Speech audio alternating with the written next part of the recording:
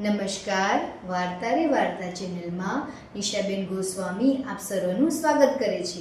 કેમ છો બધા? મજામાં છો ને? આજે તમારી સમક્ષ ફરીથી એક નાનકડી વાર્તા લઈને આવી છું. તો સાંભળવી છે ને વાર્તા? તો ચાલો વાર્તા શરૂ કરીએ. મારી વાર્તાનું નામ છે સમયની કિંમત. અમદાવાદ નામે એક સરસ મજાનું મોટું શહેર. શહેરમાં એક સુખી પરિવાર રહેતો હતો. સુખી પરિવારમાં મમ્મી, પપ્પા અને ભાઈ બહેન એમ ચારેય સભ્યો રહેતા હતા. મમ્મી ઘરનું કામ કરે અને પપ્પા ઓફિસે જાય.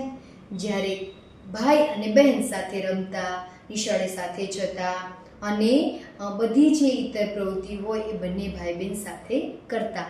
હવે બેનનું નામ નિશા હતું અને ભાઈનું નામ કેતન હતું. નિશા અને કેતન બંને સાથે જ ભણવા જતા હતા. રોજની જેમ ભાઈ બહેન સવારે તૈયાર થયા અને સાથે ભણવા માટે ગયા. પણ નિશા છે ને એ ભણવામાં ખૂબ જ હોશિયાર હતી અને કેતન હોશિયાર તો હતો પણ આળસુ બહુ હતો.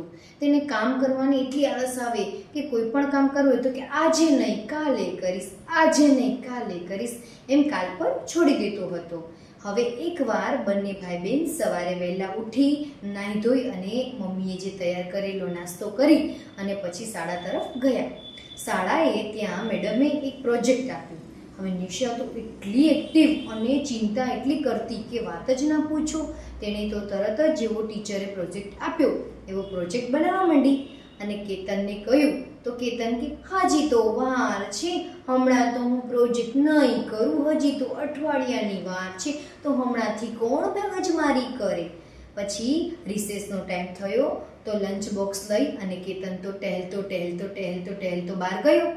પોતાની બેનની રાહ જોતો હતો પણ પોતાની બેન હજી આવી નહીં તો ફરીથી વર્ગખંડમાં આવ્યો અને જોયું તો ક્લાસરૂમમાં પોતાની બેન તો પ્રોજેક્ટ બનાવી રહી હતી. તો એણે કહ્યું કે તું શું કરે છે બેન? તો કે હું તો પ્રોજેક્ટ બનાવું છું, ટીચરે આપ્યો છે ને પ્રોજેક્ટ, તો પ્રોજેક્ટ કરવો પડશે ને, જો નહીં કરે તો પનિશમેન્ટ મળશે, તો પછી ટીચર તને ક્લાસ વચ્ચે ઊભો કરશે, તું પણ બનાવવા માંડ. તો કે અરે ડરપોક, તું તો મારી બેન ડરપોક જ રહી, હજી તો અઠવાડિયાની વાર છે પ્રોજેક્ટ બનાવવાની, અત્યારથી શું કામ બનાવે છે પ્રોજેક્ટ? અત્યારે ના બનાવ, હું તો 2 દિવસ પછી બનાવીશ, ચાલ નાસ્તો કરવા. તો કે નિશાએ કહ્યું મારે નથી આવું, તું જા. એમ કરતો કેતન તો બહાર રિસેસમાં નાસ્તો કરવા જતો રહ્યો. એમ કરતા સમય આવી ગયો અને પ્રોજેક્ટ બનાવવાનું કામ હતું તો કેતનથી થયું નહીં.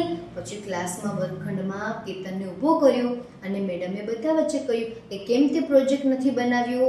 તને 1 અઠવાડિયા માટેનો ટાઈમ આપ્યો હતો તો પણ તે જે પ્રોજેક્ટ ના બનાવ્યો.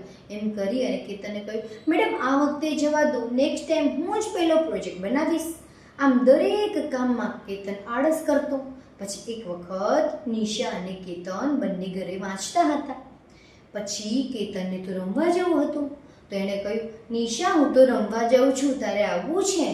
તો નિશા કહે અરે ભાઈ પરીક્ષા નજીક આવે છે, વાંચવા માંડ વાંચવા. તો કે ના મારે તો રમવા જાવું છે, હું તો આવીને પછી વાંચીશ, તારે તો હજી પરીક્ષાની કેટલી વાર છે ને તું તો ચિંતા કરતી હોય. પછી કેતનના પપ્પાએ એને સમજાવ્યું કે બેટા તું આળસ નહીં કર, પરીક્ષા નજીક છે, તું વાંચવા માંડ. જો અત્યારથી તું તૈયારી નહીં કરે તો પરીક્ષા સમયે શું લખી શકીશ? પણ કેતન તો કાંઈ માને, એ તો વાંચવાને બદલે રમવા જતો રહ્યો.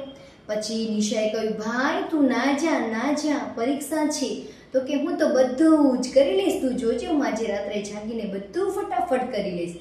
એમ કરતા પપ્પા સમજાવે, મમ્મી સમજાવે, નિશા સમજાવે, પણ કેતન તો રમતો ભાઈબંધો સાથે અને મજા કરતો. પછી એક સમય એવો થયો કે પરીક્ષાનો 1 જ દિવસ બાકી હતો. હવે શું થાય? બરાબર, તો નિશા તો વાંચવા માંડી. અરે બાપરે કાલે તો પરીક્ષા છે, અરે બાપા કાલે તો પરીક્ષા છે, તૈયારી કરવા લાગો.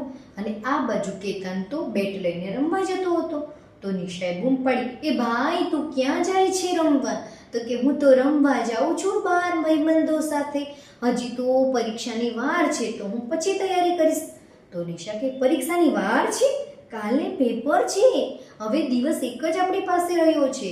તો કેતન કે હું તો રાતે આખી વાંચીને ખેંચી લઈશ, તારી જેમ બીવાનું નથી મારે, હજી મારી પાસે ઘણો સમય છે. નિશાએ કેટલું કહ્યું કે ભાઈ તું ના જા, પણ કેતનને રમવામાં ધ્યાન હતું એટલે તે જતો રહ્યો. અને જેવો કેતન બહાર રમવા જતો હતો એવું વાતાવરણ બહારથી બદલાઈ ગયું. નિશાએ ઊભું થઈ અને બારીએ જોયું તો વરસાદ અંધાર્યો, વીજળીઓ થવા લાગી, ઝરમર કરતા છાંટવા પડવા લાગ્યા. તો પછી નિશાથી રહેવાયું નહીં. અરે રે, મારા ભાઈને તો હજી વાંચવાનું બાકી છે. એને બારીમાંથી ફટાફટ દોટ મૂકી અને કેતનને બૂમ પાડી, ભાઈ જલ્દી ઘરે આવી જા, વરસાદ આવવાનો છે, રાત્રે લાઈટ જતી રહેશે, તું વાંચી નહીં શકે. પણ કેતને કહ્યું, અરે દીદી તું ચિંતા શું કરવા કરે છે, લાઈટ જવાની નથી અને વરસાદ એટલો બધો પડવાનો નથી, તું ચિંતા ના કર, મને અત્યારે રમી લેવા દે. હવે કેતન તો રમીને આવ્યો સાંજે, ત્યાં તો લાઈટ જતી રહી અને પુષ્કળ વરસાદ વરસ્યો અને અંધારું ઘોર ચારે બાજુ થઈ ગયું. કેતન તો ધ્રુસકે રડે, મારું વાંચવાનું રહી ગયું, કાલે પેપર છે, મેં તો કાંઈ વાંચ્યું નથી, હું શું કરીશ, હવે હું શું કરું, લાઈટ પણ જતી રહી, લાઈટ પણ નથી આવતી, મારું તો બધું બાકી છે. ત્યારે નિશાએ સમજાવ્યું કે મેં તને કહ્યું હતું ને ભાઈ કે તું વાંચવા બેસી જા, જો તે વાંચી લીધું હોત તો ત્યારે અત્યારે રડવું ના પડત. પછી પપ્પાએ પણ કહ્યું, જો કે તને મેં સવારે જ કહ્યું હતું ને કે વાંચવા બેસી જા. મમ્મીએ પણ કીધું કે જો બેટા તને તારા ભાઈએ તારી બેને તને કહ્યું હતું કે વાંચવા બેસી જા, પણ તે માન્યું નહીં, એટલે હવે તું રડવાનો વારો આવ્યો તારો, તો હવે રડવાનું થતું નથી, ચિંતા કરમાં, હવે શું કરીશ, કાલે પેપરમાં કેમ લખીશ બેટા. તો પછી પાછો કેતન રડવાનું, હવે હું શું કરું, પપ્પાએ કીધું, બેને કીધું, મમ્મીએ કીધું, પણ હું સમજ્યો નહીં.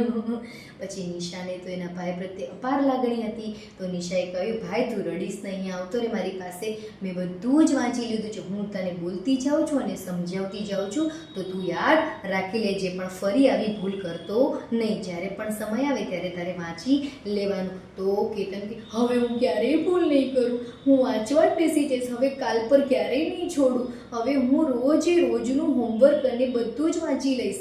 એમ કહી અને ભાઈ બહેન રૂમમાં ગયા. નિશાએ બધું જ એને સમજાવી દીધું.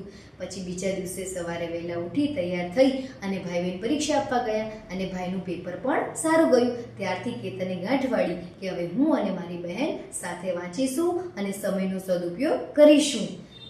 બરાબર, આ હતી મારી નાનકડી એવી વાર્તા. કેવી લાગી મારી વાર્તા? વાર્તા પરથી આપણને એ શીખવા મળે છે પણ આજનું કામ આપણે કાલ પર છોડવું જોઈએ નહીં. કહેવત છે ને, કલ કરે સો આજ કર, આજ કરે સો અબ. એટલે આપણે હંમેશા કામમાં જાગૃત રહેવું જોઈએ. આભાર.